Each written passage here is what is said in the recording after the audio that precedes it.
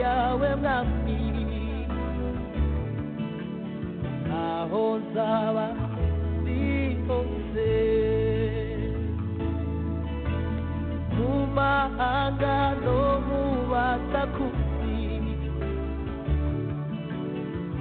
iyo neza nzayivuga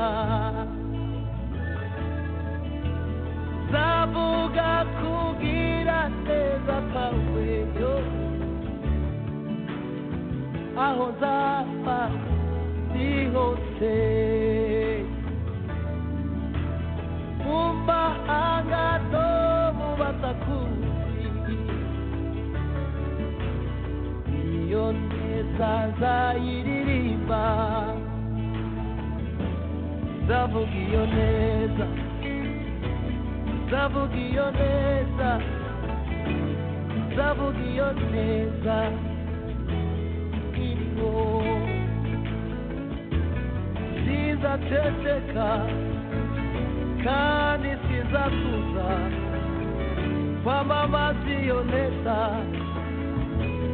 yangiriye zavuga iyo neza mu bakomeye bose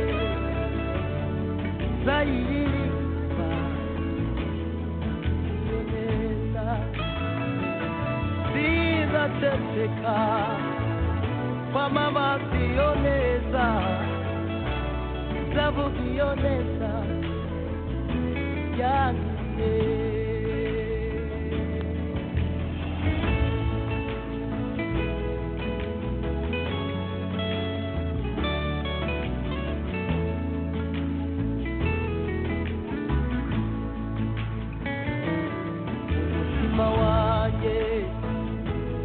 uzuye indirimbo nyinshi zo gushima ibyo wankoreye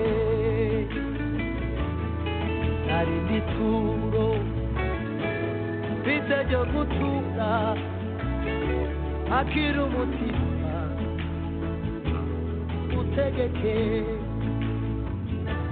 umutima wanjye uzuye indirimbo nyinshi zo gushima ibyo wankoreye hari n'ituro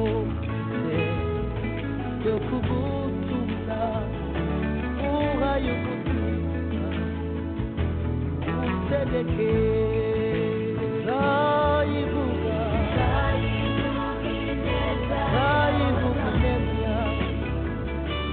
ineza yawe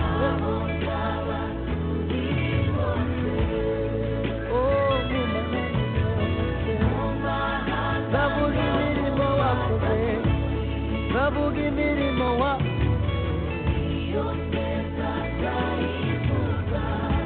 zavuga iyo neza imirimo ikomeye mu buzima bwanjye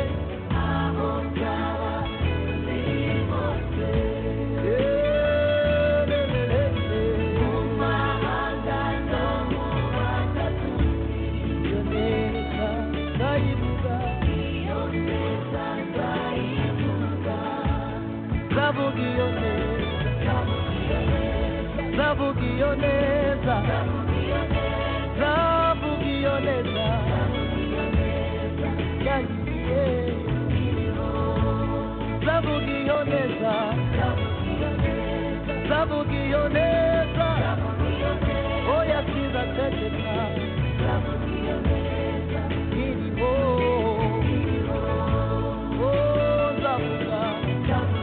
nk'uko nabivugaga mu kanya dukomeje ya gahunda twatangiye izakomeza muri iyi minsi iri imbere Imana idufashije nk'uko tubitekereza tukavuga ku buzima bw'Abisirayeli ukuntu babayeho tugenda tubigereranya n'ubuzima bwa gikristo cyangwa se n'imibereho y'umukristo ukuntu bigenda bifite aho bihuriye byanze bikunze kandi bikadufasha kumenya uko natwe twitwara mu gihe cya none.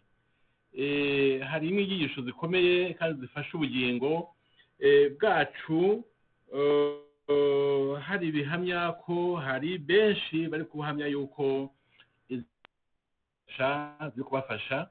ubwo rero tukomeje gahunda y'uyu munsi, dukomereje nyine aho twari tugeze ubushize.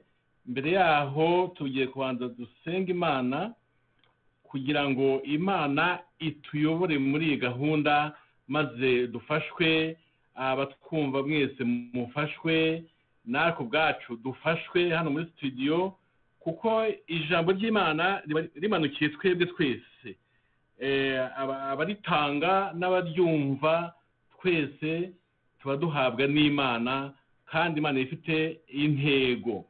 Ijambo ry'Imana kandi rivuga ngo ntabwo rimanukira ubusa, ngo risubire ridakoze umurimo warizanye. niyo mpamvu iyo uryumva nk'uku ujya utega amatwi, byanze bikunze hari ikintu Imana ibwira umutima wawe, kandi Imana iba ifite gahunda nziza kuri wowe, kugira ngo ugire ibyo utunganya, igire ibyo gusezeranya, igire ibyo ishyira mu bikorwa. harimo byinshi Imana niyo ibizi ibyo iri gukora kuruta uko twebwe twanabimenya. ubwo reka dutangire dusenga Imana, kandi dusabiye umugisha buri wese wabashije gufungura radiyo Kwizera akaba arimo kumva ijambo ry'Imana, kugira ngo Imana iduhane imigisha twese hamwe mu izina rya Yesu. Reka dusenga Imana. Mwami wacu Yesu, tugarutse muri wa mwanya mwiza, tuje muri ya gahunda ya indi wateguye kuva kera, tuje kandi duciye bugufi, tuje mu murimo wawe Mana. Mwami Yesu, tunyeze kugira ngo ubanze utweze udutunganye, tubabarire gukiranirwa kwacu.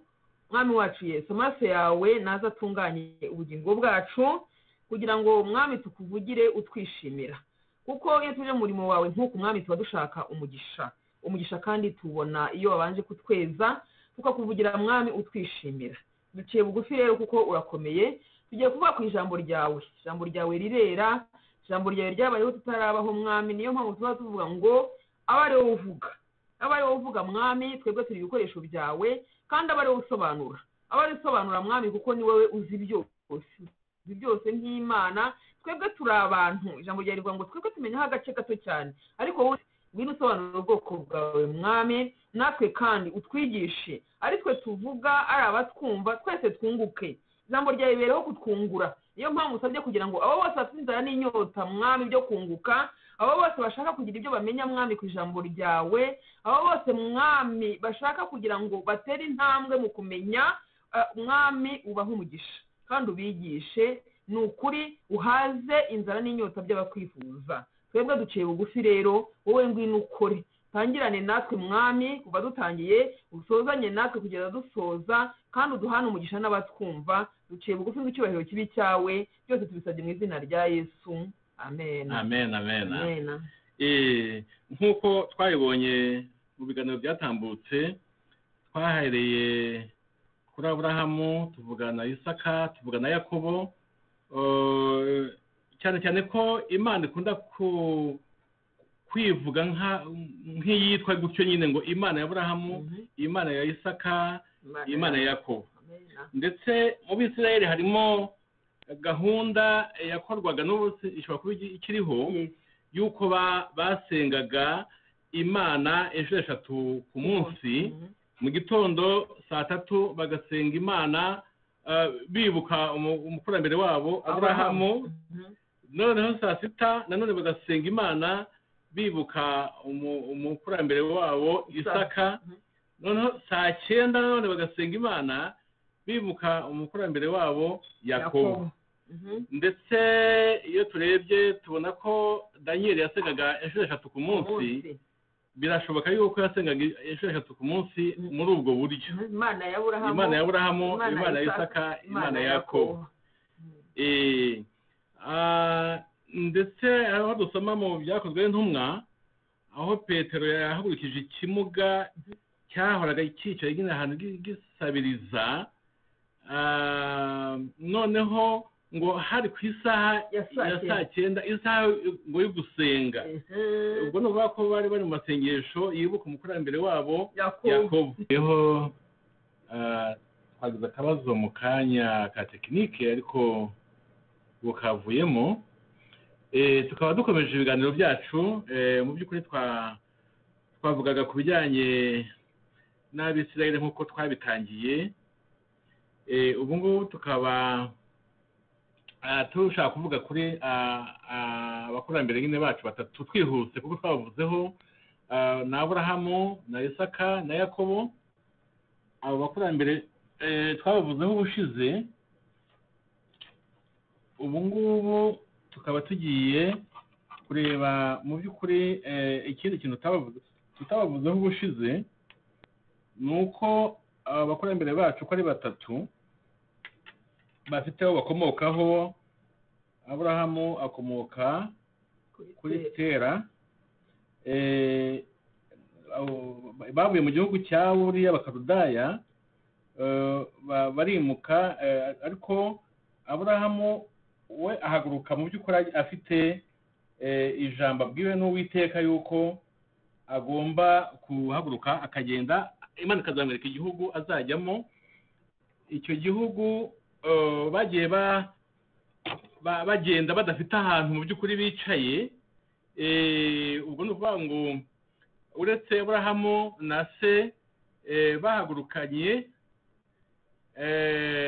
hari n'abandi, umwana wa Nowa witwa Shemu, hari abamukomokaho nawe ubwe, hamwe n'abandi bose bo muri icyo gihe bari mu kisekuruza cya Aburahamu. Ntabwo bari bafite ahantu bicaye.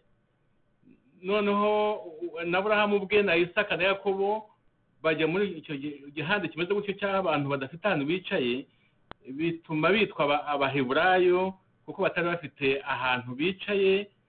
Bahoraga bimuka kugeza igihe nyine igihugu cy'isezerano cyaje kubonekera, noneho bicara hamwe. Ubwo ni ukuvuga ko n'Abisirayeli bakomotse kuri Yakobo nyine, nabo abo bose nabo bababanjije vuze bitwa Abaheburayo, les Hébreux. Abo ngabo rero bitwa Abaheburayo. Ariko noneho iki cyigisho cyangwa se iyi gahunda dufite muri iki gihe, turavuga cyane cyane ku Bisirayeli bakomoka kuri Yakobo. Abo ngabo rero nibo dukurikiranye cyane, kuko nibo bagiye kutwinjiza cyangwa se batwinjije muri gahunda yo kureba ukuntu wagereranya Abisirayeli n'Abakirisitu, imibereho yabo, urugendo rwabo banyuzemo mu buryo busanzwe, twe tubunyuramo nk'Abakirisitu mu buryo bw'umwuka. Bityo rero bakaba ari abantu bafite ikintu bavuze cyane cyane ku buzima bw'umukirisitu, ku buzima bw'abantu bakijijwe. Ni abantu turakwiye gufata nk'abantu basanzwe, kuko hari ibyo tubigiraho byinshi, bimwe tukabigana, ibindi tukaba tutabigana bitewe n'aho yenda batabikoze neza, ariko ni imfashanyigisho zacu nk'Abakirisitu. Uyu munsi rero turangira tubibutse ko ubushize twavuze kuri Yosefu, umwe mu bana ba Yakobo, wagurishijwe na bakuru be, noneho ajya mu Egiputa, ajyanywe nk'umunyagano, nk'uwaguzwe, nk'umugurano. Ubwo noneho agezeyo agira ikibazo cy'uko umudamu aho yakoraga icyo gihe yashatse kumukoshesha. Yosefu arabyanga, byanze umudamu ashaka impamvu yose, kuko yari afite ikimenyetso cy'uko yamushinja. Noneho shebuja wa Yosefu afunga Yosefu nyine, amufungira ahantu hari hafungiwe abandi bagaragu b'umwami bari bafunzwe aho ngaho muri iyo gereza. Yabaga muri iyo nzu ya Potifari nyine, shebuja wa Yosefu. Ari naho nyine haje kuboneka ipfundo ry'uko umwe mu bari bafungiwe aho ngaho, bagaragu b'umwami bari bafungiwe aho ngaho, barose inzozi. Noneho Yosefu azirotoye, umwe amurotera ko agomba gufungurwa agasubira ku kazi ke kwa Farawo ibwami. Nuko uwo nguwo nyine aza gufungurwa, kuko nk'uko Yosefu yabivuze, yabirotoye. Noneho umugaragu ageze ibwami ntiyibutse Yosefu, ariko haza kuvuka ikibazo cy'uko umwami yarose inzozi atabashije kubonera ubusobanuro. Yiyambaje abakonikoni n'abandi banyabwenge bo mu gihugu bose byarabananiye bibananiye, wa mugaragu wafunguwe inzozi ze zarotowe na Yosefu niwe wavuze ko hari umuntu yibutse ufite impano idasanzwe bari bafunganywe, ko uwo muntu aramutse aje yasobanura neza inzozi z'umwami.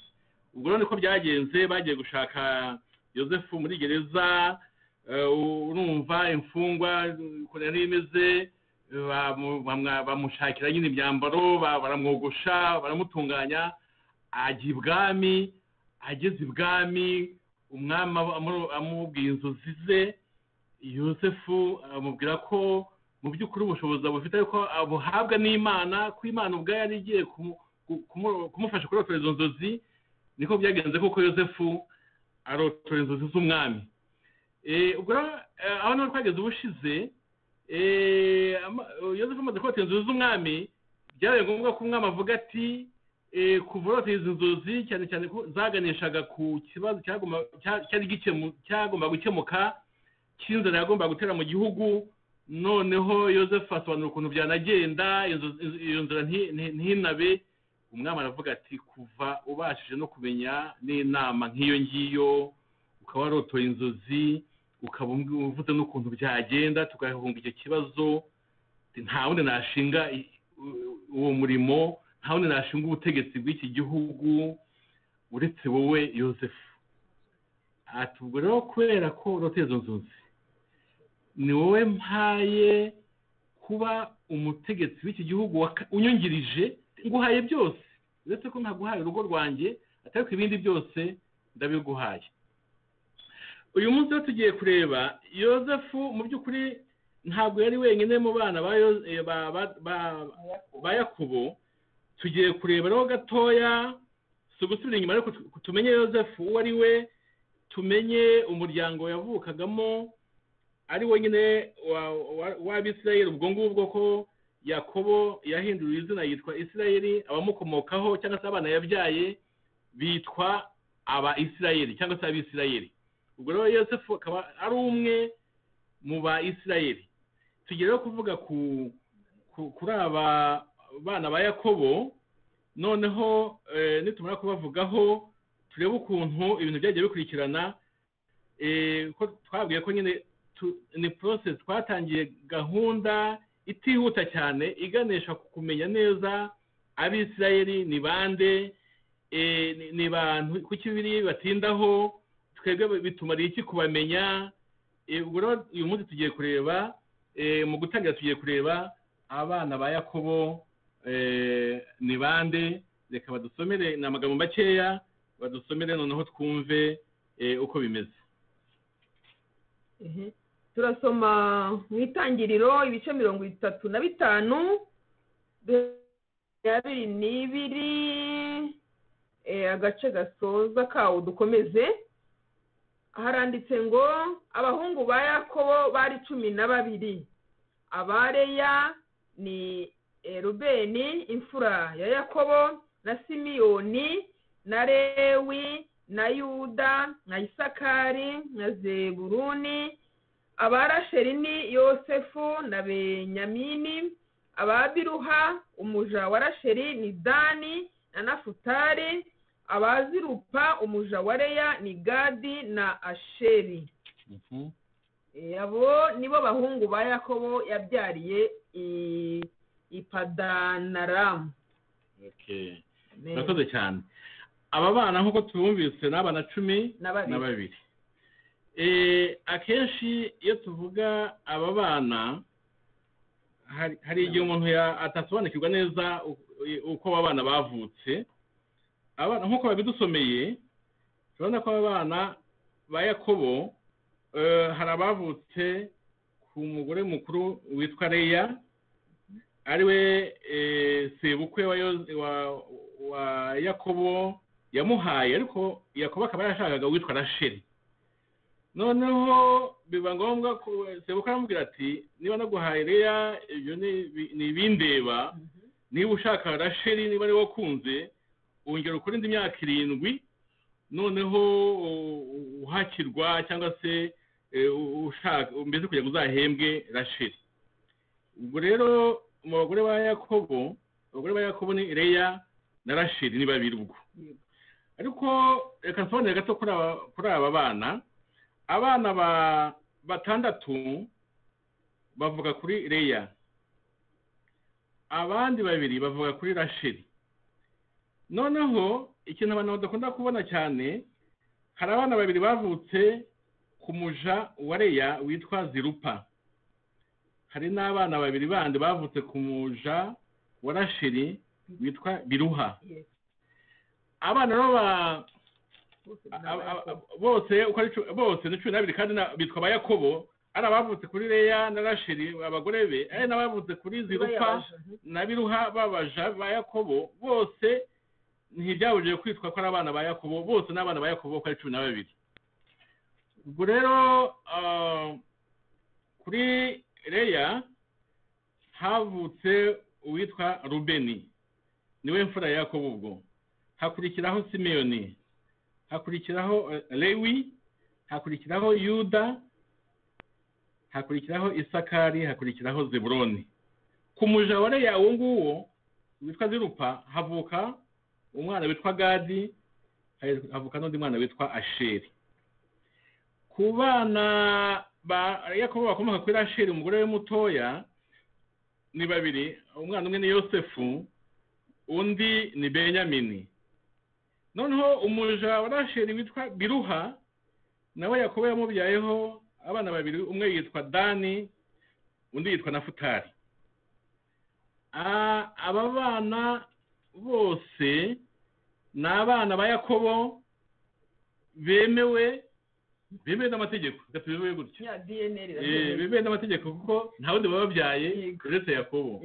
DNA yiza gupimwa icyo gihe yari gusanga nyine byemejwe neza ko abana bose ari aba yakobo.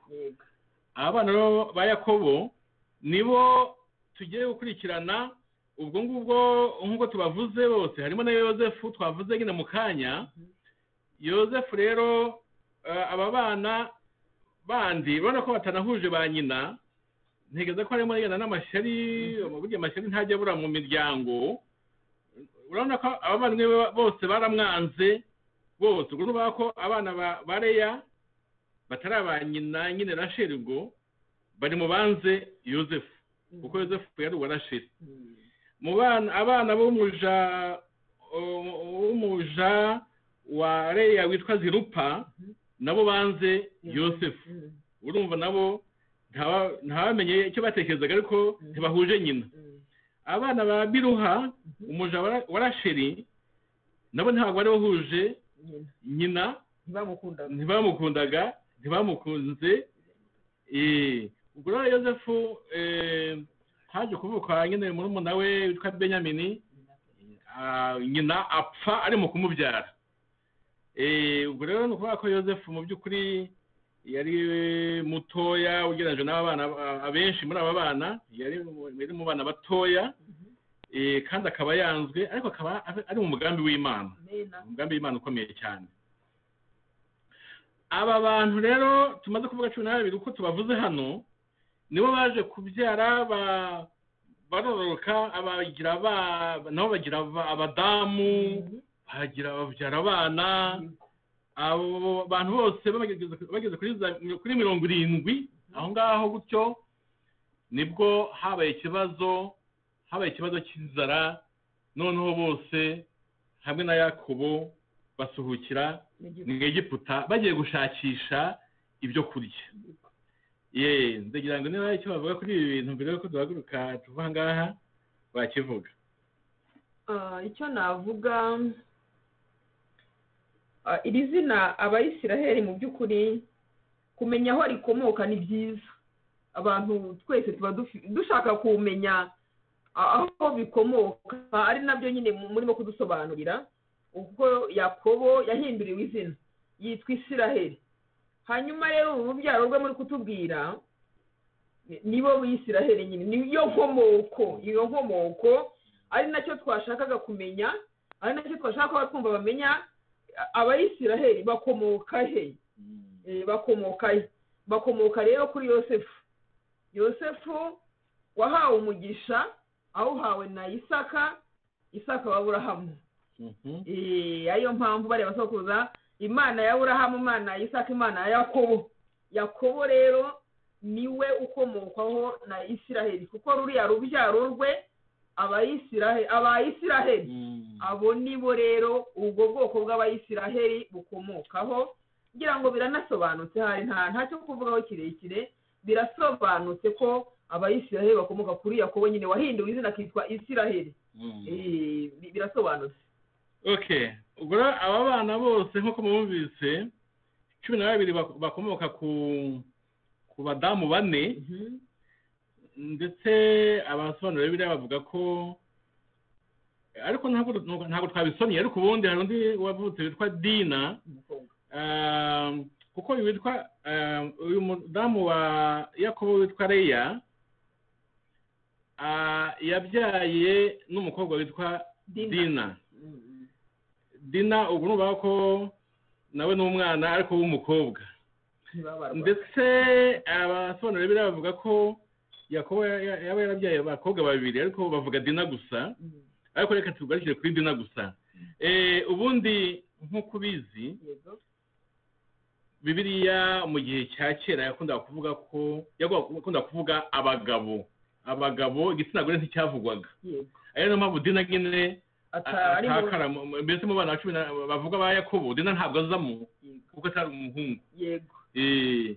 Ubwo nuba ko havugwaga abahungu 12, Dina ntavugwa, ariko nawe ari umwana, ariko ntabwo tumutindaho n'ubundi. Yego, uko nabisobanura wenda, kandi ngira ngo byari bifite n'ishingiro, kuko umwana iyo yavukaga ari umuhungu, urumva tuvuge umubyeyi niba abyaye abana b'abahungu, abo bana iyo bashakaga nabo bazanaga abagore, ariko abagore bakaza muri uwo muryango.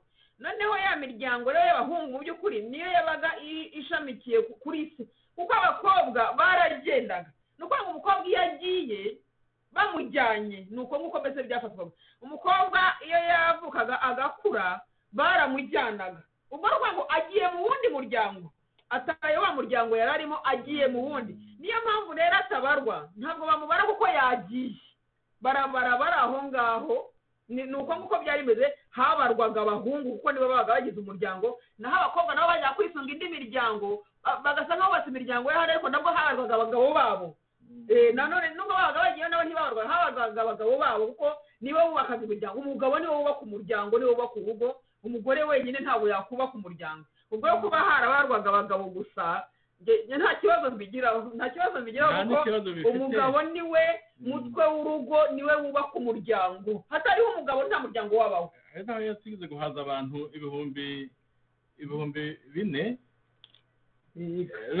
bavuga ko ngo byari abantu ibihumbi 4 babashije 5, ngo hatabariwemo abagore n'abana. Mbese byerekana ibyo 5 byari abagabo, ushyizemo abadamu, kandi abadamu n'abana burya umubare wabo ushobora kuba munini kuruta abagabo. Ni ukuvuga ko bose bashyize hamwe barengaga ibihumbi byinshi rwose, n'ibihumbi 10 byari kugeraho. Ariko bavuze bati Yesu yahagije abantu 5,000, abantu 5,000 nibo bavugwa, ngo hatabariwemo abagore n'abana. Mbese ubwo nuvuga abagabo ndibo bantu. Reka mbivugeho wenda muri iki gihe cya none kubisobanura biragoye. Muri iki gihe cya none kubisobanura biragoye kuko habaye ibyo bitwita iringaniza cyangwa iringaniza agaciro. Ariko mu by'ukuri uko Bibiliya ivuga, iyo burya abantu batangiye gusa nk'abayungana cyangwa kuzana ubundi busobanuro, akenshi burya hari ikintu kiba gipfuye cyangwa hari igitakaye, kuko abagabo nibo bantu. Nanjye ndi umugore, ariko nanjye nemera ko abagabo ari bo shingiro ry'umuryango, niryo fatizo, nibo mutwe. Ubwo rero tugiye tubyubaha gutyo nk'abakristo, twakubaka ingo nziza, kuko akenshi ingo zagiye zisenywa kubera ko abagore bamwe na namwe bashaka gufata umwanya w'abagabo ariko ntabwo ariko birivuga gusa munyumve neza kuko ahangaha izi mpaka y'abantu batangiye kuzijya bibazo kuko umugore nawe yumva ko ari umuntu kandi koko ni umuntu ariko mu buryo bwa bibiliya umugabo ni umutwe w'urugo ari nayo mpamvu aribo bubakaga nyine imiryango ni nayo mpamvu mu bana ba Isiraheli nyine habarwa bariya abahungu 12 bariya abakobwa 2 ugasanga ntibari kuvuga ubwo rero tuzajya tugenda n'undi batashatse no kuvuga izina ubwo rero tuzabyakira gutyo kandi tunyurwe kandi twumve ko ijambo ry'Imana ari ukuri kandi ko tugomba kubyubaha umuntu abyishimire nta nicyo bitwaye abagabo ko tububaha n'ubundi mwabadamu mwe nta kibazo gihari kuko na Bibiliya ubwayo mu itangiriro igice cya 26 baravuga ngo Imana iravuga iti tureme umuntu agira ishusho yacu asa natwe uwo muntu waremwe n'indi se n'umugabo harimwe Adamu kuko mu by'ukuri harimwe Adamu ubwe waremwe kuko Eva we yavanywe mu rubavu rw'umugabo nawe ni umuntu ariko harimwe umuntu wa mbere n'Adamu ndavuga hanyuma Adamu nawe aza nako Eva nawe ava mu rubavu ariko ibyo ngibyo twe kubitindaho twashaka kuvuga gusa ko abana ba Yakobo nyine bari 12 hatabariwemo abakobwa kandi bikaba nta kibazo binateye aba bantu rero nk'uko twabivuze ubushize habayeho ikibazo cy'uko Yosefu agira inzozi noneho azivuze bakuru be bamugira ishyari rikomeye cyane kuko yavuga ko ngo abonye imiba ngo 11 urumva ngo nawe wari uvuyemo gusa bari 12 ngo imiba 11 yose ngo imwikubita imbere noneho ndetse bigasobanura ko ndetse na se Yakobo nawe muri izo nzozi byerekanaga yuko nawe azikubita imbere ariko noneho ikibazo bakivuga ku bana ku bavandimwe ba Yosefu bati ntabwo bishoboka uyu mwana bamwe n'ubundi umva hari igihe abantu banga umuntu ntibavuga impamvu banamwanga ariko impamvu zikaba zihari nubwo bahurizaga hamwe bati turwanye akagahugu kari mu kurota ibintu nk'ibi ngibi by'agasuzuguro ibintu byo kuvuga ngo kazadutegeka tuzakunamira tuzapfukama rwose nk'aho umwami wacu none ariko bakahuriza kuri icyo kintu cy'uko batakwihanganira gupfukamira ako kana Yosefu banaruta abenshi barusha n'ubukuru nyine ariko mu by'ukuri bagahisha buri wese akaba afite ibintu ahisha akavuga ati giye n'ubundi ntiduhuje mama giye mama ni Leya naho we mama ni Rasheli undi akavuga ati giye mama n'ubundi ni Zirupa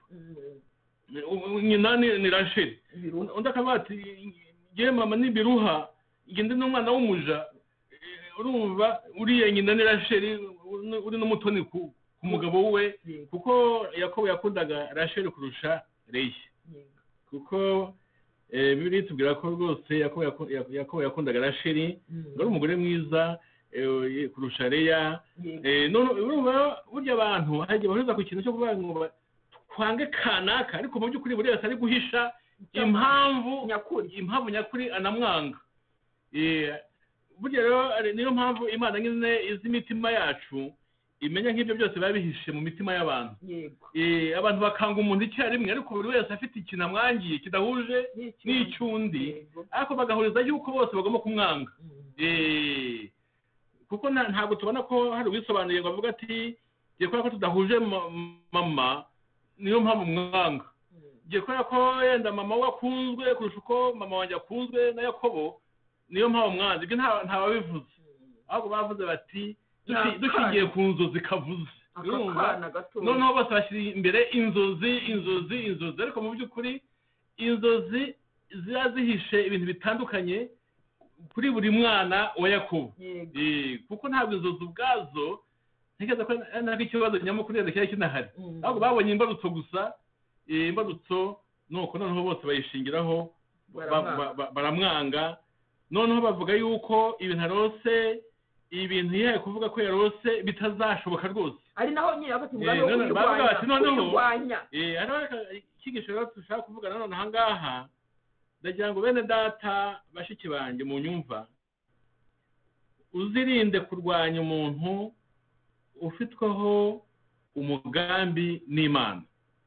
Umuntu Imana yahaye amasezerano cyangwa se nubona umuntu hari ukuntu Imana imushyigikiye, uzirinde kujya mu ruhande ruhangana nawe, kuko abantu bahise bavuga bati kuba tumenye niba bakaduhishuriye izo zikarose tugize amahirwe, ubundi bakabigumana. Ariko nawe nyine yega burya ibintu tunazi byose ntidukwiye kujya tunabivuga.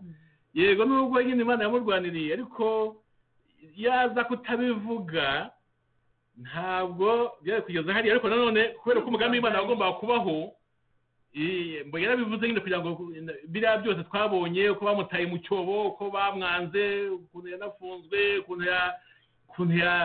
yabaye impunzi akajya mbese yabaye umugurano akajya mu kindi gihugu, byose byagombaga kubaho. Ariko mu by'ukuri byatewe n'uko yavuze ikintu cy'ibanga afite muri we, noneho bakuru baravuga ati tubisamiye hejuru, apfa kuba bivuze. Muhaguruke nyaboneka bene Leya, bene Zirupa, muhaguruke bene Biruha, muhaguruke turwanye kariya kana. Biriya bintu byo kuzajya mu bikorwa, buriya byo barwanaga nabyo mu byo banamwangiye, banze kuri umugambi uzasohora. Bavuga ati uyu muntu tumufite mu kiganza cyacu, tukije kariya gahungu byaba birangiye. Batinyaga nyine ko kiriya kintu yababwiye kizasohora, kizabaho. Bavuga ati muze no kuba tubimenye. Bishyize hamwe basa nk'abakundanye, kandi bashobora kuba batari banakundanye nabo byanze bikunze, kuko ntibari bahuje. Kudahuza ba nyina si bagomba kwangana, ariko ntegereza ko ntibari bakundanye cyane byanze bikunze, ariko bahujwe kiriya kintu cyo kurwanya ko ibyo Yozefu arose byazajya mu bikorwa cyarabahuje. Herode na Pilato nabo baruzuye kubera kurwanya Yesu, babaje inshuti batajyaga bavugana. Aba nabo barumvikanye kugira ngo baburizemo inzozi bumvanye kariya gahungu kitwa Yozefu, bati turamutse tumwishe byaba birangiye. Mu by'ukuri babonaga ko igisubizo cyari ukumwica, kandi kuko bashobora kumwica cyari kuba birangiye. Ariko ntabwo wakwica umugambi w'Imana. Ntabwo wakwica umugambi w'Imana. Kuba baramwanze ari abavandimwe be, ari abavandimwe afite kuri iyi si, ari abantu bagombye kumukunda, ari abantu bagombye kumushyigikira nk'umwana muto, bakanamufasha agakura neza akunzwe, bakamwereka urukundo. Kuba aribo bamwanze cyari ikintu gikomereye Yozefu, kandi cyari ikintu cyanababaje Yakobo. Ubwo rero kumwanga ni kimwe, kumuta mu cyobo byatewe n'uko umwe mu bavandimwe be yavuze ati mva mureke twe kumwica.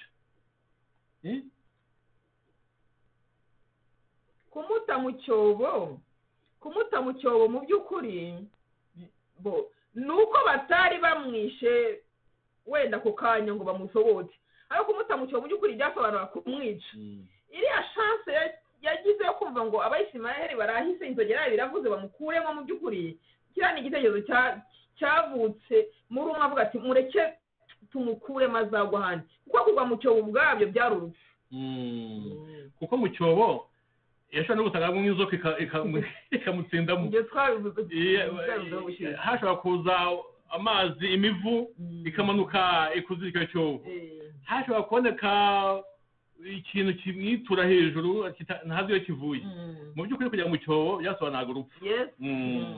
Mbese ukuvuga ngo bashakishaga urupfu kuri Yozefu urwo ari rwo rwose, ku buryo mbese ibyo yarose bitazasohora.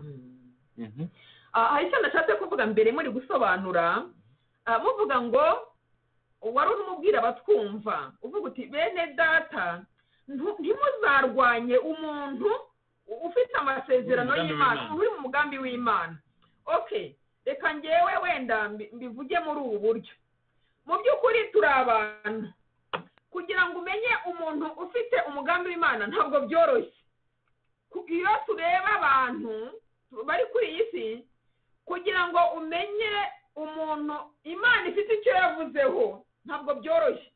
Hari n'uwavuga ngo Imana yavuzeho ibi, ariko njyewe dore icyo nshaka kuvuga bishaka kuvuga ahubwo ngo umuntu ajye yubaha umuntu uwo ari we wese kuko ntabwo uzi uw'Imana yagize ikivugaho nta n'ubwo uzi uw'Imana idafite icyo yavuzeho ari nayo mpamvu tugomba kubaha buri muntu uwo ari we wese kubera ko muri iyi si hariho abantu baryamanye amasezerano y'Imana hari abantu Imana ifite icyo yavuzeho ntabwo tubazi hari abakozi b'Imana Imana ifite icyo yavuzeho hari abanyamasengesho Imana ifite icyo yavuzeho hari abantu mu by'ukuri biturije ariko Imana ifite icyo yavuzeho nene data twumva ndagira ngo nkubwire ngo umuntu wese ntabwo tugomba kumurwanya okay mu by'ukuri ibyo avuze nibyo rwose cyane ndabishimangira gutya nanjye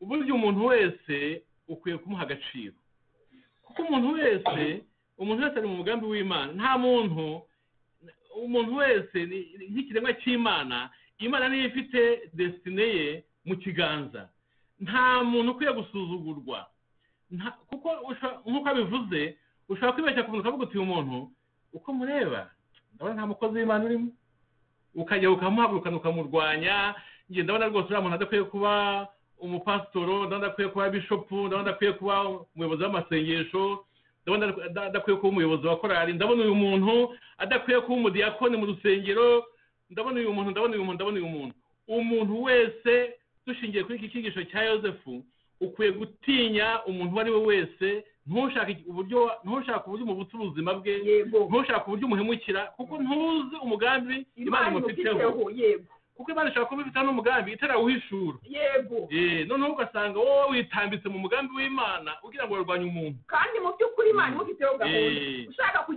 urashaka kubangamira inyungu z'Imana ifite muri wa muntu bene data cyane abasenga kuko nabo bibonekamo nabo bararwanyanya ariko mu by'ukuri nta muntu wagombye kurwanya undi nta muntu wagombye kwanga undi kuko ijambo ry'Imana riravuga ngo murwanye uruhande mujyanye kubana n'abantu bose amahoro bose kuko ntabwo uzi uw'Imana ifiteho gahunda ntabwo uzi icyo Imana yavuze kuri kanaka ntabwo rero ugomba kwitambika mu buzima bwe ntabwo ugomba gupanga umugambi wo kumuhemukira nta n'ubwo gupanga umugambi wo kumwica kubera ko hari icyo Imana yamuvuzeho hari ingero nyinshi bigeze nuko nawe nihuta tuzahagera nyuma twitonze Farawo yashatse kwica abahungu nako yarabikoze yisha abahungu ba Isirayeli b'imfura bavukaga agira ngo arebe ukuntu yazimya umuryango wa Isirayeli mbese ubwoko bwa ababuze kwiyongera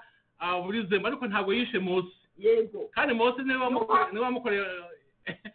wamukoreye agashya ndiko navuga ariko atumwe n'Imana nyine kugira ngo akore ibyo yakoze tuzabona mu gihe kiri imbere undi muntu witwa Herodi yishe abana bose b'imfura bari kuvuka imyaka 2 gusubiza hasi bose arabica agira ngo uwo bita umwami wavutse ngo apfemo ariko yarabishe koko hasigara Yesu kandi we yashaka kwica kugira ngo atazaba umwami mu yandi magambo ntabwo ushobora kuzimya cyangwa kuvanaho umugambi w'Imana niyo mpamvu rero uramutse uzi ubwenge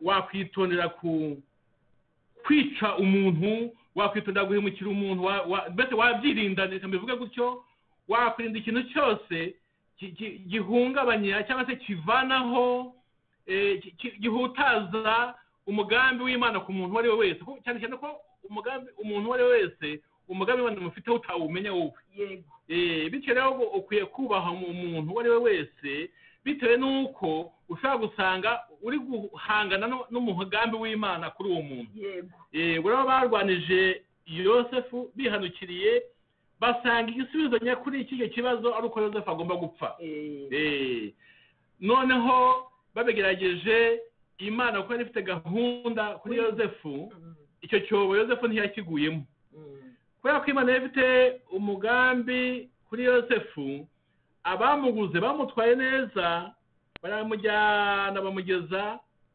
mu Egiputa abona akazi kwa Potifari ako kazi yabonye mu by'ukuri hari abantu benshi bafite ububasha muri iki gihe bajya bakoresha aho kuba wafunga umuntu ahubwo ukamwica, aho kuba wafunga umuntu ukamukubita nk'izakabwana.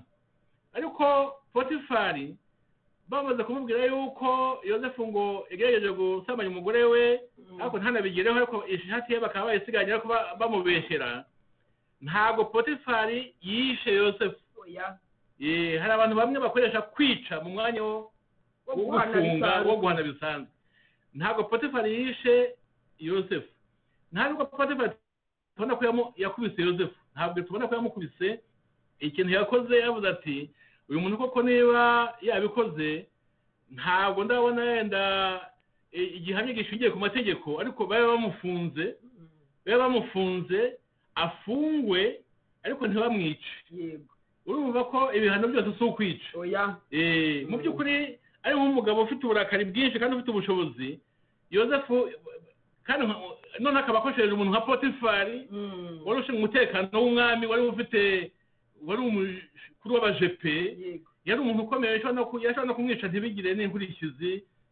Ariko noneho aravuga ati ntimumwice, mugende mushyire mu nzu y'imbohe hamwe n'abandi. Ngo ibyakurikiye nyine yagiye mu nzu y'imbohe koko Yosefu kugeza igihe Imana yakoreye ibitangaza. Ariko ndashaka kuvuga mbese mu yandi magambo, wa mugambi w'Imana kuri Yosefu wamukomejeho no mu gihe wamubeshyeye ko yari agiye gukora amarorerwa kwa Potifari kandi bamubeshyera nyine, ntabwo igihano cyabaye ko bamwica kuko ntiyagombaga gupfa, ari nacyo bakuru be bashakaga. Ni ukuvuga ngo bakuru be ntibashoboye kumwica, na Potifari ntiyashoboye kumwica. Niba narabitekereje ariko ntiyabikoze kuko Imana yari ifite gahunda kuri Yosefu. Ntabwo Yosefu yagombaga gupfa, yagombaga yenda kunyura mu bigeragezo nk'ibyo ngibyo agafungwa koko kugeza igihe umugambi w'Imana uzasohora. Ntabwo rero dufite urukingo, abantu bakijijwe ntabwo dufite urukingo ku bigeragezo, ariko dufite ibyiringiro ko mu bigeragezo, kuko ijambo ry'Imana avuga ngo hamwe n'ibigeragezo ngo Imana iducira akanzu tukabisohokamo. Ikindi twabwira abatwumva ni uko mu by'ukuri ijambo ry'Imana mu by'ukuri ribereyeho kutwigisha kandi no kuduha umurongo. Nibyo twatangiye tuvuga ko mu by'ukuri iyo twumvise ijambo ry'Imana rigira aho ridukura rikagira n'aho ridushyitsa. Intego y'ijambo ry'Imana tuvuga kwamamaza Yesu dukora kandi tuzakomeza, ni ukugira ngo abantu bakire Yesu bakore ibyiza. Impamvu wenda turi kwensista kuri izi gahunda, impamvu Imana yatewe no muri uyu mugambi wo kuva ku Bisiraheli, ibi byose ni ukugira ngo twige kandi tumenye. Niba turi kuvuga kuri Yosefu uburyo yahemukiwe na bene se, mu by'ukuri ikigamijwe ni ukugira ngo abantu noneho bareke guhemuka. Ubu ijambo ry'Imana ni urumuri. Naravuze nti mu by'ukuri abazi Imana, abakiriye Yesu, turi urumuri, turi umucyo w'isi. Umucyo w'isi rero, kugira ngo tube umucyo w'isi ni ibi turi kuvuga, kuva muri ibi ngibi bibi, kuva mu migambi mibi, kuva mu nzangano, urumva aricyo bitwigisha. Iyi niyo gahunda, gushyira abantu mu murongo mwiza, kugira ngo abantu babe beza, kugira ngo isi ibe nziza, kugira ngo mbese abantu bakora ibyiza. Iyo niyo gahunda. Ni ukuvuga ngo nta kindi tuba tugamije, nta n'umuntu runaka tuba turi kuvuga oya, ni muri rusange, ni twese biratureba, twese tukaba beza, kubera ko ijambo ry'Imana riravuga ngo icyo ushaka ko mugenzi wawe yagukorera noneho nawe aba ari cyo umukorera. Bene data, nta muntu wakwifuza ko mugenzi we amwica, kuko twese dukeneye kubaho, twese dukeneye ubuzima. Niba muri mind yawe wumva ko nta muntu ushaka ko yakwica, please muri mind yawe ntihakazemo kuba wakwica umuntu. Izo nizo nyigisho turi gutanga kandi ni inyigisho nziza. Nawe nuzitekerezaho urasanga ari inyigisho nziza. Niba ukeneye kubaho n'undi akeneye kubaho, niba ukeneye kugira amahoro na mugenzi wawe akeneye amahoro, murumva atari inyigisho nziza? Birasabwa ko duhana amahoro. Nkeneye amahoro, nkeneye kubaho mfite amahoro, nkeneye kubaho nta muntu umbangamiye, nta muntu ndwanya, nta muntu nyanga, kuko ni ikibazo gikomeye. Niba rero mbikeneye nanjye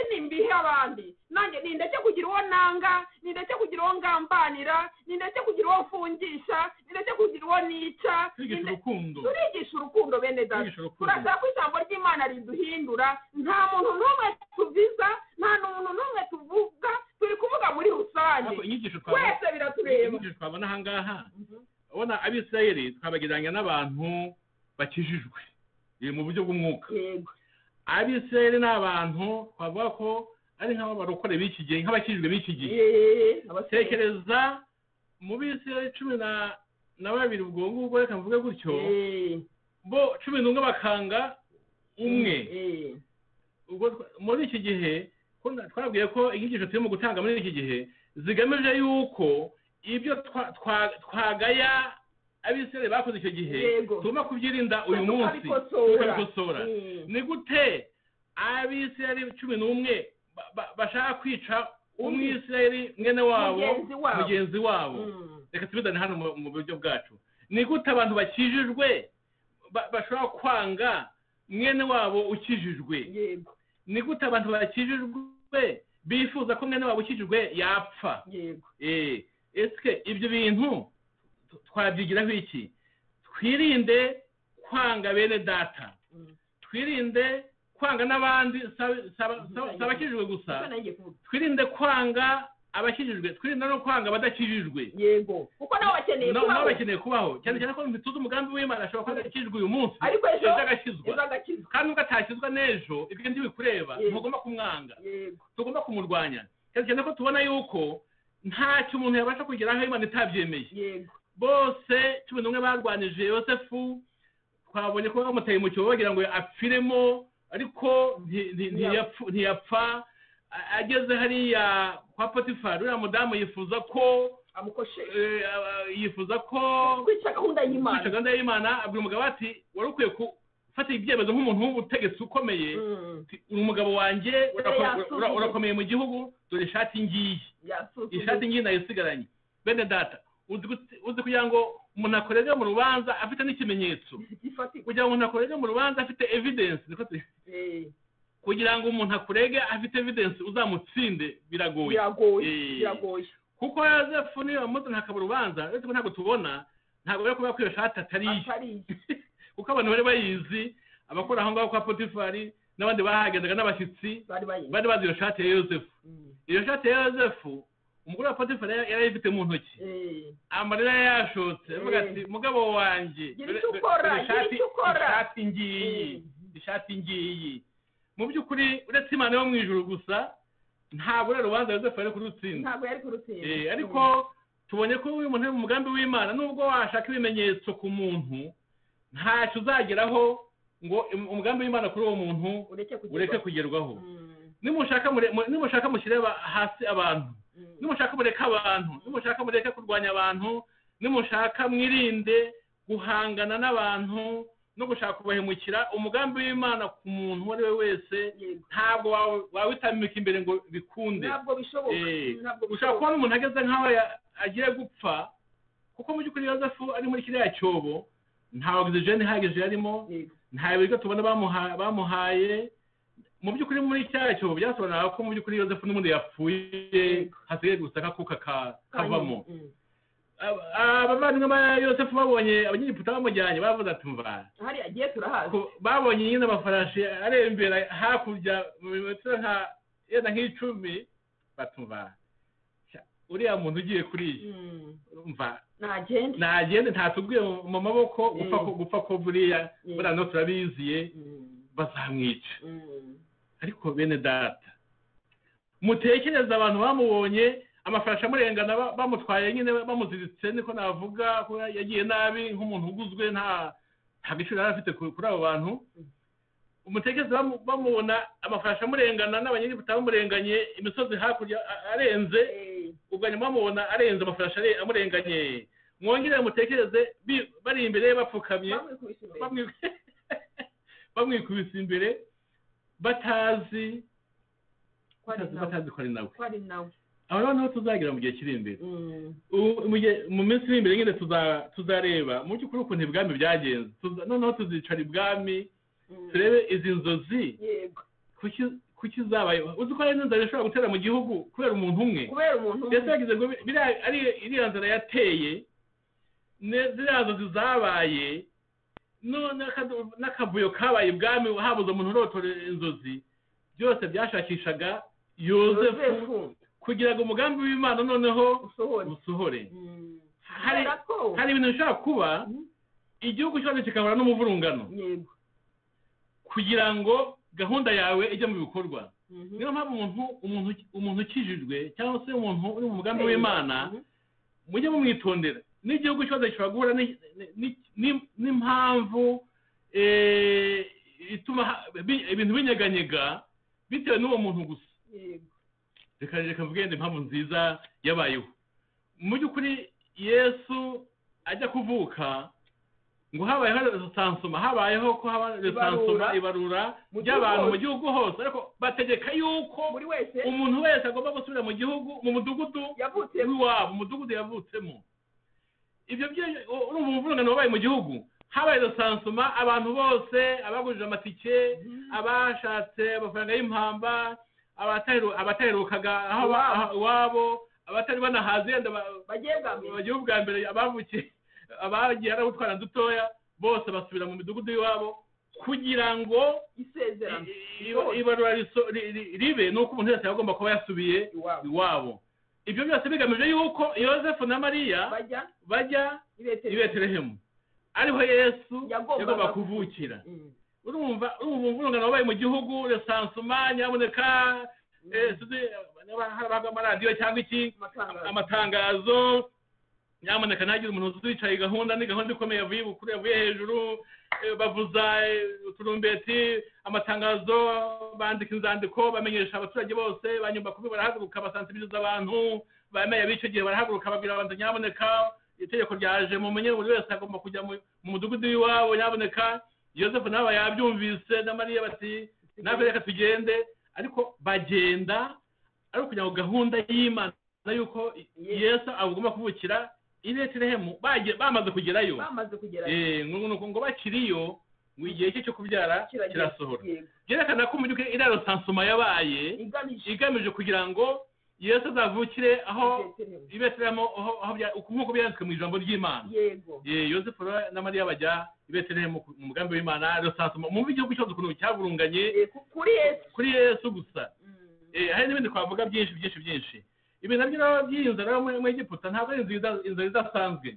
iyi nzara yagomba kubaho mu Egiputa, bakabona ibyo kurya, ariko aho Yakobo atuye n'abahungu be basigaye hakaba inzara zitarigize ibaho, bikaba ngombwa ko basuhuka bajya gushaka ibyo kurya, kandi Imana ibayoboraho ibyo kurya nyine byabonetse.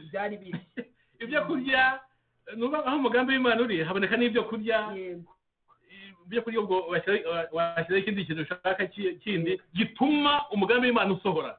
ibyo kurya biboneka mu Egiputa, bibura kwa Yakobo no mu bana be, kugira ngo bose bahaguruke bajye gushakisha ibyo kurya, ariko ibyo kurya bibajyana bibasangisha Yosefu wari ubategereje kugira ngo bazamupfukame imbere nk'uko Imana yari yabivuze. ubundi gahunda y'Imana aba ari nziza buri gihe, umugambi w'Imana aba ari mwiza, gusa nk'uko twabivuzeho nyine umugambi w'Imana uca mu bikomeye, isezerano riragerageza kugira ngo ugere ku kintu Imana yakuvuzeho. inzira ziba ari zigoranye ukuntu twarabibonye, hari ntabwo tubisubiramo cyane, ariko icyiza kandi kinafatika kandi duhora tunavuga ni uko kuguma mu Mana nicyo cya mbere. uko byamera kose kuguma mu ruhande rw'Imana, kuguma muri Yesu nk'uko twamwakiriye nibyo byiza. ubundi tugategereza ubushake bw'Imana. ntabwo tuzi igihe, erega biratinda igihe bitinda, ariko mu by'ukuri iyo tubaye mu ruhande rw'Imana tukagenda nk'uko ijambo ry'Imana rivuga, tukihangana, byanze bikunze dusohora ku ntsinzi nziza. kandi bene data bashiki banjye, ntugire ubwoba, ntutinye ibyo gucamo uyu munsi. ubushobozi twabonye nyine ko ibyo ngibyo ntutinye kubicamo, kuko ngo niyo nzira yonyine izakugeza ku ntsinzi nyakuri Imana yaguteguriye. mu by'ukuri sinzi ibyo gucamo uyu munsi. hari abakirisitu cyangwa se abantu bakijijwe uyu munsi ushobora kuri guca ahantu hameze nka kiriya cyobo cya yosefu ukaba abantu baragutaye cyangwa se waratawe n'impamvu runaka ahantu hameze nk'icyobo nk'icyo yosefu yatawemo.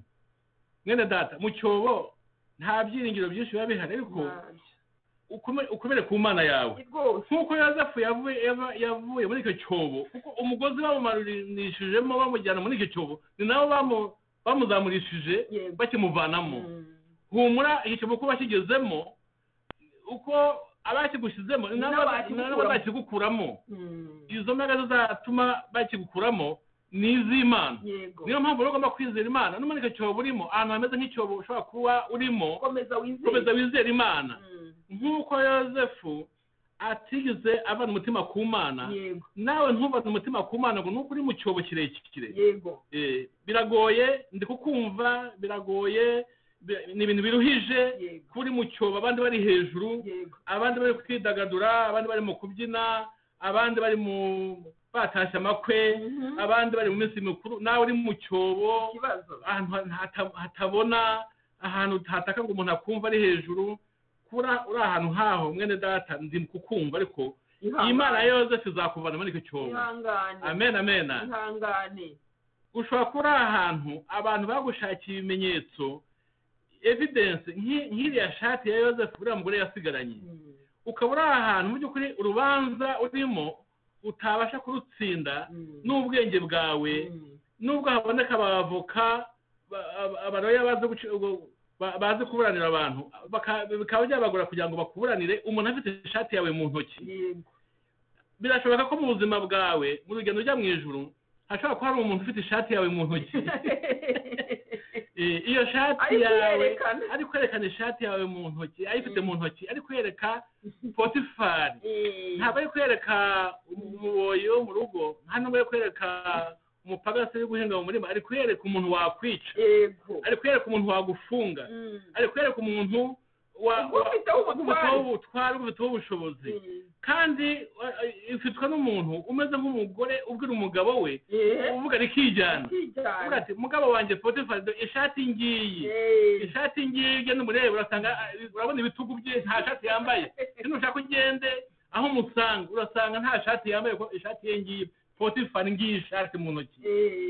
Ushobora kubigeza ahantu umuntu afite ishati yawe mu ntoki akubeshyera, kandi ari kubwira umuntu waguhitana, ari kubwira umuntu wakugirira nabi abishatse. Reka mbabwire ikintu cyitwa kubeshyerana, kireze kubeshyera umuntu ukamuhemukira, kandi bifite ibimenyetso, bifite n'abandi bashinja, bifite n'abandi babishyigikira, ukagira benshi cyane n'amategeko atabona icyo akoraho. Kubeshyera umuntu ushobora kuba uri ahantu n'amategeko ubwayo atakurengera, kuko nta tegeko ryaza rihakana ishati umuntu afite mu ntoki. Ushobora kugeza ahantu umuntu afite ishati yawe mu ntoki, ishati iraba nta mategeko yakurengera yose. Ariko humura aho hantu ishati yawe ifatiwe, ikaba ifatwa n'umudamu uri kubwira umugabo we, kandi amarira yashotse avuga ati ngiyi ishati mugabo wanjye wanshatse, mugabo wanjye wankoye, mugabo wanjye kandi ufite inkota ku itako, mugabo wanjye kandi utereka abajepe bose, mugabo wanjye ufite ijambo mu gihugu no kwa Farawo ugenda nta audience watse, ngiyi ishati mugabo wanjye.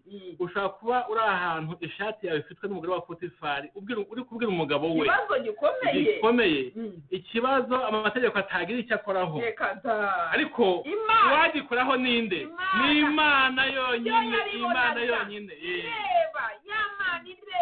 yarebye Yosefu ari kwirukanka, iyo yerekana ko hari aho uzagera nta mategeko yakurengera, hari aho uzagera umuntu ufite ububasha ari we uri gutakambirwa ngo agire icyo yakora. Ariko aho ngaho niho Imana izaseruka, ntibazakwica, bazagufunga yenda, cyangwa se Imana ikoresha ubundi buryo, ariko ntuzapfa. Humura ntuzapfa.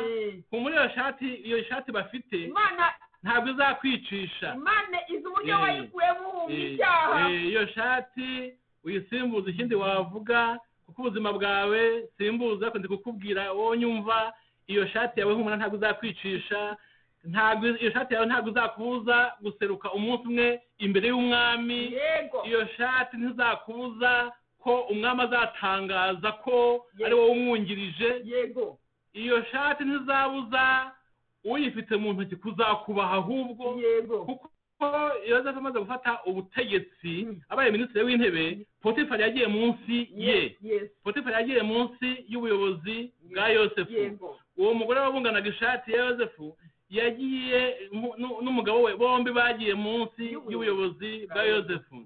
icyo nkundira rero abantu bakijijwe bazi Imana, ntabwo turi kubona ko Yozefu yakoresha ububasha afite ngo yihimure ku mugore wa Potifari. oya ko nka premier ministre yari afite uburyo yakwihimura kuri Potifari, ku mugore wa Potifari cyane cyane, ngamubeshye kandi agakoresha nawe urumva yari afite imbaraga zikomeye, n'abafite abasirikare bamurinze bakomeye, afite ijambo ryose. uko umwami Farawo yavuze ati nguhaye byose uretse urugo rwanjye. ntawe turimo kubona ko Yozefu yihimuye ku mugore wa Potifari, kandi Yozefu yamaze kubona umwanya uri hejuru y'uwa Potifari. ari umuntu usabwa kuvuga ati noneho shaka tugiye kubonana. wabonye uwundi we, noneho wabonye uwundi we, noneho reka nkwereke madamu Potifari, nawe Potifari mwaramfunze, narahangayitse muri gereza, nari impungure, bantegetse koza amasafuriya, narasuzuguwe, narwaye inda, nagize gute, ndengana, mumfungishije madamu Potifari, noneho Yozefu ugiye kumbona. oya ariko byagenze wenda nuko ndaba nihuse, ariko nakwereka mu buryo ko bijyanye naho kuba atarihimuye kuri Potifari bamufunze cyangwa umugore wamufungishije, ni nako atihimuye kuri bakuru be baje kumupfukamira. aho wenda nihuse, ariko umutima wari muri Yozefu ndawukunda cyane ukuntu yakiriye bakuru be baje gushaka ibyo kurya, akabakirana urukundo. icyaduha umutima nk'uwa Yozefu, icyaduha umutima nk'uwa Yozefu. amen. hari abantu benshi baramutse babonye opportunity, babonye akanya, promosiyo akajya hejuru y'abantu bamuhemukiye. gato cyane. hari abantu benshi bakora amarorerwa. hari abantu benshi bakora ibintu bimwe. ati noneho nige nawe, noneho sasa noneho ngiye kukwereka, noneho ndi Yozefu, ntabwo ndi Yozefu woza amasahani iwawe, urumva madamu Potifari, ntabwo ndi Yozefu woza amasahani iwawe, sindi Yozefu ukiri umukozi wawe, ubu ndi Yozefu wungirije umwami, ubu nigiye uri hejuru, ufite ubutware, ufite ubushobozi kuri ntabwo Yozefu yakoresheje ikintu. uyu mutima rero nk'uyu nguyu wa Yozefu ni nawe utuma Imana igenda ipromotinga abantu kurushaho. uyu mutima wa Yozefu wo kutihimura ku bamuhemukiye niwo mutima Imana ikubaza gukurikirana, ikawuha umugisha, ikawuhezagira, niko abarundi bavuga. uyu mutima wa Yozefu niwo mutima Dawidi yari afite cya gihe yasanze Sawuli bahuriye mu buvumo. Yozefu nako Sawuli ari guhiga Dawidi ngo amwice, noneho abagaragu ba Dawidi baravuga ati rero Sawuli arasinziriye, none uyu ni umwanya wo kugira ngo uvaneho yarakugejeje habi, none uramufasha. Dawidi aravuga ati oya, nyamuneka musigeho ibyo bintu mubyibagirwe, ntabwo nakwica uw'Imana yasize amavuta. umutima nk'uyu wo kutihimura ku muntu kubera ko ubonye akanya, umutima nk'uyu w'imbabazi, uyu mutima nk'uyu niwo Imana ishaka. nyamuneka mwene data, abantu bari munsi y'ubuyobozi bwawe bafate neza, bagirire neza, n'abaguhemukiye bagirire neza, n'abakubabaje bagirire neza, bababarire. icyaduha uyu mutima, amahirwe ugize kuba uri ufite ubuyobozi uri hejuru y'abandi, ukoreshe nk'uko Yozefu yawukoresheje atihimura kuri muka Potifari. umutima nk'uyu niwo Imana ishaka, kandi abantu nk'aba ni nawe Imana ikunda gukoresha ibikomeye, kuko batanga isura nziza y'Imana. batanga isura y'imbabazi, batanga isura yo kutihorera, batanga isura yerekana wa mutima wari muri Kristo Yesu. uha abantu amahoro, ukabarekera ubuzima, ukabaha kubaho. reka duhane kubaho, duhane amahoro, turangwa n'urukundo. kuko amahirwe Imana guhaye yo kuba promote, yo kujya hejuru y'abandi, ntabwo Imana iba yaguhaye kugira ngo bakoreshe wihimura ku budakunda, cyangwa se wishyura abaguhemukiye Oya, oya. ahubwo ni umwanya wo kugira ngo ukore nk'uko Yesu yabigenza yego kuri abo bantu. Yesu ari no ku musaraba yabwiye data wa twese ati babariye kuko batazi icyo bakora. Ariko birana amaraso umubiri wose wandutse amaraso, bamuteraguye amacumu, batoboye ibiganza, abantu bari gushungera. Yaravuga ati data, abantu bameze batya ntugire icyo batwara, ahubwo ubabarire kuko batazi icyo bakora. bene data, umutima w'imbabazi, umutima wo gukunda abari munsi yawe, ariko n'abandi bose abari munsi yawe gusa. kandi iyo ubabariye abantu baguhemukiye, ubahaye nabo kwibaza no kwicuza, nabo no kuba beza. Turashaka ko tugira isi nziza, nubabarira baguhemukiye nabo bazaba beza. Sibyo, tube beza, ndashaka ko tuba beza. Imana idushoboze kuba abantu beza, duhana amahoro. Dusa nk'abatinze hariya kwa Potifa, twatinze ibwami, ariko mu minsi ikurikiyeho tuzabona, ngiye kubabwira abantu bapfukamye imbere ya Yosefu, ari nabo abantu batifuje ko yazaba umuntu mukuru. Abo bantu rero nibo twatangiye tuvuga, abo nibo babana ba Yakobo, havuyemo Yosefu nyine. Reka mbavuge abana bavutse kuri Leya, umugore mukuru wa Yakobo. Harimo Rubeni, mu bapfukamye harimo Rubeni, harimo Simiyoni, harimo Lewi, harimo Yuda, harimo Isakari, harimo Zebuloni. Aba bana bose mvuze n'abana ba Leya, umugore mukuru wa Yakobo. Abo bose barapfukamye. Abandi bapfukamye ni abana bavutse ku muja wa Leya witwa Zirupa. Abo bana ni babiri, umwe ni Gadi, undi ni Asheri. Abo nabo bapfukamye imbere ya Yosefu. Abandi bana bapfukamye imbere ya Yosefu harimo abangaba b'umuja wa Rasheli, uwitwa Dani yarapfukamye, uwitwa Nafutali yarapfukamye. Aba bana bose barapfukamye. Ntago mvuga Benyamini. Benyamini niba yapfukamye bidahuje, kuko Benyamini nyina Rasheli yapfuye, Benyamini amaze kuvuka ako kanya. Mbese mu ivuka rya Benyamini niho Rasheli yapfuye.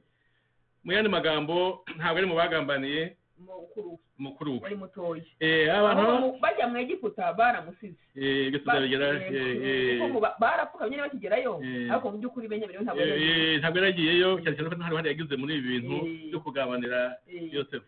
Na se yagiye nyuma. Abantu rero bose nk'uko tubavuze nibo bakomoka kuri Yakobo, ari nabo bitwa Abisirayeli cyangwa se aba Isirayeli, kuko Yakobo ahindura izina nyine yitwa Isirayeli. Aba ni aba Isirayeli, ayo tuvuga nyine twihuse tuvuga Abisirayeli. Aba rero nibo ubutaha tuzareba ukuntu bagiye bahunga inzara byakomeye, ahantu bashakiraga ibyo kurya honyine hari mu Egiputa.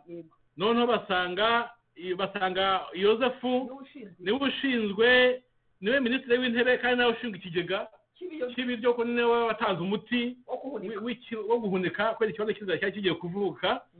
Ubwo rero bamuvugamo imbere nk'uko neza yabivuze, yabirose, bose bamuvugamo imbere. Nta kintu kibuza umugambi w'Imana gusohora. Nta kintu kibuza umugambi w'Imana gusohora. Nta kintu kibuza umugambi w'Imana gusohora. Ushobora gusenga Imana. Amena. Reka dusenga Imana. Mwami Yesu, turagushimye cyane kubwa kanya keza tumaze imbere yawe kuri Radio Kwizera tuvuga ijambo ryawe. Bavuze ku bwoko bwawe bw'Abayisiraheli, cyane twasize kuri Yosefu Mwami, kuko niho hari umugambi wawe uyu munsi, kandi harimo amasomo akomeye yo kutwigisha. Mu by'ukuri navuga ko twize ku mutima wa Yosefu, kuko Yosefu yari umuntu udasanzwe kandi ufite umutima mwiza, umutima uciye bugufi, umutima w'imbabazi, umutima wishimiraga. Ari nacyo Mwami ngira ngo dutahanye uyu munsi, kugira imitima iciye bugufi, kugira imitima y'imbabazi, kugira imitima itanga amahoro, kugira imitima ubuzima, kugira imitima yo kubana neza n'abandi, kugira ngo iryo ni ryo somo rikomeye dukuye mu cyigisho cy'uyu munsi. Ndinginze rero mwami Yesu kugira ngo ari twebwe twavugaga, ari abatwumvaga mwami, uwo mutima natwe uwutwambike, twambika umutima w'imbabazi, twambika umutima wo kuba abantu beza, batanga amahoro, baha abandi amahoro, baha abandi ubuzima, tubane n'abantu mu mahoro, tugire isi nziza mwami Yesu Kristo. Ibyo biduteremo mwami mu gihe cya none, uhereye ku basenga mwami, uwo mutima tuwugire, kugira ngo n'abadakijijwe nabo babone iyo neza kiturimo, babone ibikorwa dukora, babone uwo mutima mwami, nabo baguhindukirire, batubone ibyiza, bagira inyota yo kugusanga mwami Yesu Kristo. Uwo mutima uduteremo muri iki gihe mwami, buri wese yumve yaha amahoro mugenzi we, buri wese yaha kubaho mugenzi we mwami wacu Yesu Kristo, kugira ngo mwami ubutumwa bwawe bwamamare, kugira ngo ijambo ryawe mwami rigire umusaruro. Wakoze kubana natwe rero, wakoze mwami kutwigisha, duciye bugufi n'ibikoresho byawe mwami, turiyoroheje cyane kugira ngo duhane umugisha n'abatwumvise mwami Yesu Kristo. Ukomeze kuba mu ruhande rwacu, ukomeze gushyigikira uyu murimo, ukomeze kudushyigikira, ukomeze kuturinda, ukomeze kutwagura mwami wacu Yesu Kristo, kandi ibyo byose ubikorere mwami kwesha icyubahiro, kugira ngo izina ryawe ryonyine ariryo rizajya rishyirwa hejuru. Wakoze mana yacu, wakoze gutangira natwe ugasuzanya natwe, icyubahiro cyose kibi cyawe, byose tubisabye mu izina rya Yesu. Amen.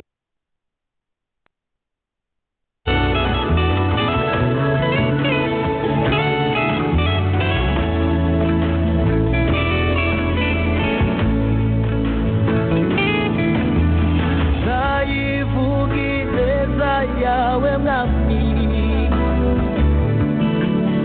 aho nzaba ndi hose, mu mahanga no mu batakuzi, iyo neza nzayivuga, nzavuga kugira neza kwawe aho nzaba ndi hose, mu mahanga no mu batakuzi, iyo neza nzayiririmba, nzavuga iyo neza, nzavuga iyo neza, nzavuga iyo neza iriho,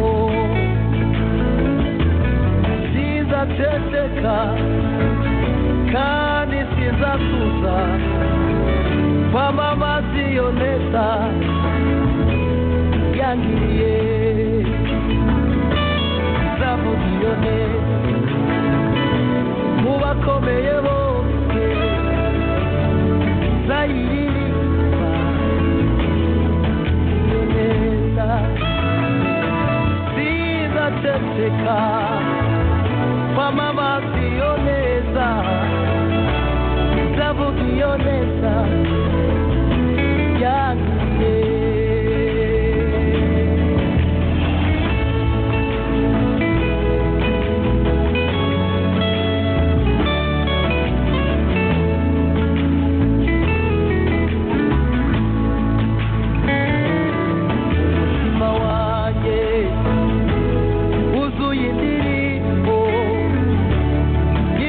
Gushima ibyo wankoreye,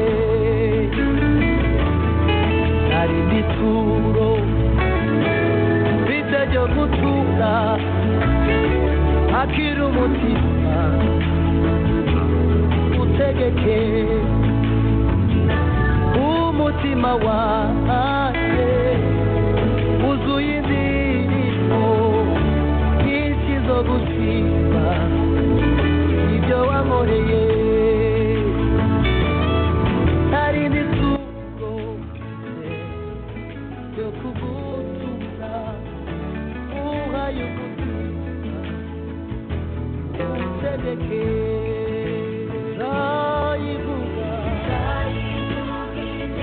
nzayivuga ineza yawe,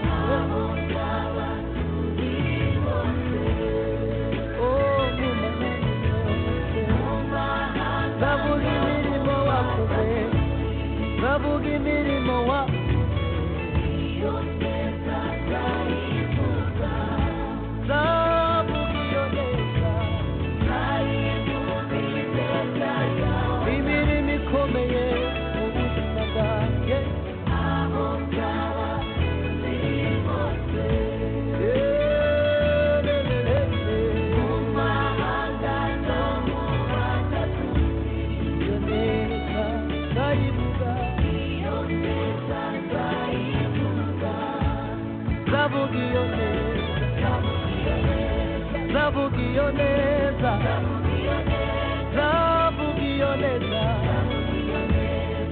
yangiye zavuga iyo neza, zavuga iyo neza.